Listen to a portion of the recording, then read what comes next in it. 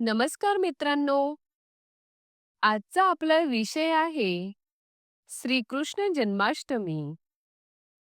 श्रीकृष्ण जन्माष्टमी हा हिंदू धर्मातील एक अतिशय महत्त्वाचा आणि श्रद्धेने साजरा होणारा सण आहे. हा सण भगवान श्रीकृष्णाच्या जन्माच्या दिवशी साजरा केला जातो.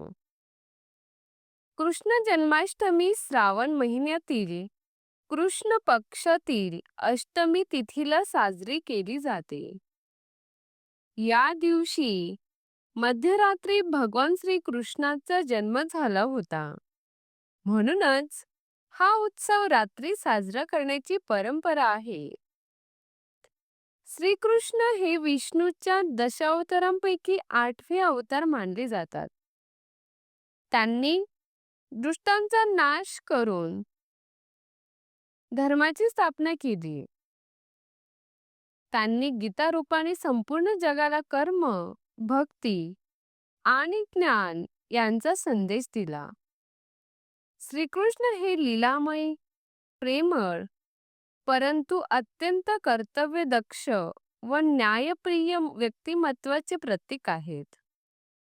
त्यांच्या जीवनातील बाललीला, रासलीला, गोकुळातील खेळ, कंसाचा वध, कौरव पांडवांमधील युद्ध, श्रीमद भागवत गीतेचे उपदेश हे सर्व प्रसंग लोकांच्या मनात अजूनही ताजे आहेत. जन्मकथा.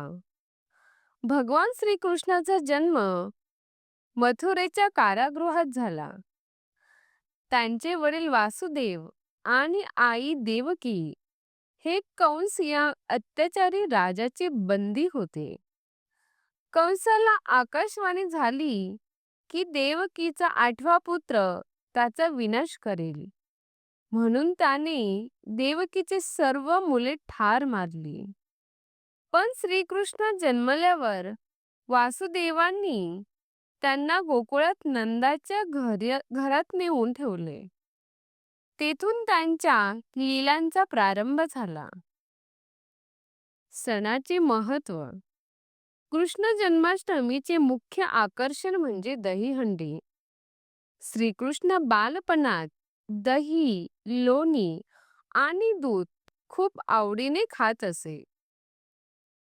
तो गोकुळातील गोपिकांबरोबर माखन चोरी करत असे. त्यामुळे त्यांच्या आठवणीप्रमाणे दहीहंडीचा उत्सव साजरा केला जातो. तरुणांचा एक मोठा समूह म्हणजे गोविंदा पथक तयार होते आणि उंच बांधलेल्या हंडीसाठी मानवी थर लावून हंडी फोडतात. हे दृश्य खूपच रोमांचक असते. साजरी करण्याची पद्धत. गावाकडे तसे शहरातही या दिवशी घराघरात श्रीकृष्णाची पूजा केली जाते. लहान मुलांना श्रीकृष्णासारखे वेश घालून त्यांचे झाके तयार केले जाते. रात्रभर भजन, कीर्तन आणि कृष्णाच्या लीलांचे गायन केली जाते. काही ठिकाणी तर मंदिरांमध्ये रंगीत झाक्या, नृत्य नाटिका, नाट्यछटा यांचे आयोजन केले जाते. कृष्ण जन्माचा प्रसंग मध्यरात्री साजरा होतो, कारण श्रीकृष्णाचा जन्म रात्री झाला होता. आध्यात्मिक अर्थ. श्रीकृष्ण जन्माष्टमी केवळ सण नसून त्याचा एक गूढ आध्यात्मिक अर्थ आहे. कृष्ण म्हणजे सर्वकाळ, सर्वत्र असणारी दैवी शक्ती. ती शक्ती आपल्यात प्रकट व्हावी यासाठी मनातील अंधार, कंस नष्ट करणे गरजेचे आहे. श्रीकृष्णाच्या उपदेशाने आपण जीवनात योग्य मार्गावर चालू शकतो. सामाजिक एकोपा. दहीहंडीच्या निमित्ताने समाजात एकोपा, सहकार्य, साहस आणि उत्साह निर्माण होतो. तरुण पिढी एकत्र येऊन संघभावना जोपासते. विविध जाती धर्मातील लोक एकत्र येऊन हा उत्सव साजरा करतात. त्यामुळे सामाजिक समरसतेचा संदेश देखील या सणातून दिला जातो. निष्कर्ष: श्रीकृष्ण जन्माष्टमी हा सण श्रद्धा, भक्ती, आनंद, संस्कृती आणि सामाजिक ऐक्य यांचे प्रतीक आहे. श्रीकृष्णाच्या जीवनातून आपल्याला सत्य, धर्म आणि कर्तव्याचे पालन करण्याची प्रेरणा मिळते.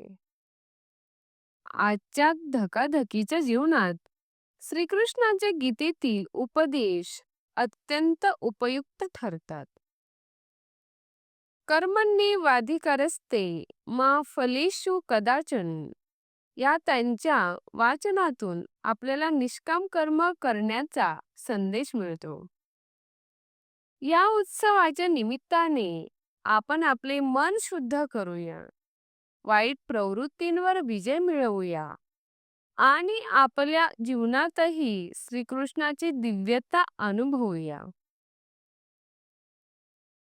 जर तुम्हाला आमचे व्हिडिओ आवडले असतील तर कृपया लाईक आणि सबस्क्राईब करा. पुढील विषय कोणता हवा आहे ते कमेंटमध्ये कळवा. धन्यवाद.